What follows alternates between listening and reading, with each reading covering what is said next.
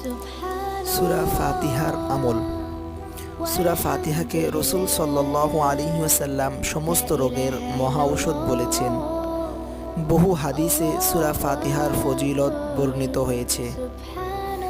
হযরত জাফর সাদিক রাদিয়াল্লাহু তাআলা আনহু বর্ণনা করেন, সূরা ফাতিহা 40 বার পাঠ করে পানির ওপর দম করে কোনো জ্বরাক্রান্ত লোকের মুখমণ্ডলে ছিটিয়ে দিলে এর বরকতে আল্লাহ তাআলা সুস্থতা দান করেন।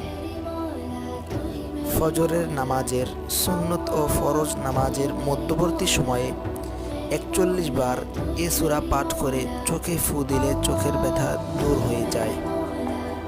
শেষ রাতে এ সূরা 41 বার তেলাওয়াত করলে আল্লাহ তাআলা রিজিক বাড়িয়ে দেন। এ সূরা 40 দিন নিয়মিত তেলাওয়াত করে পানিতে ফু দিয়ে অসুস্থ ব্যক্তিকে পান করালে আল্লাহ তাআলা সুস্থতা দান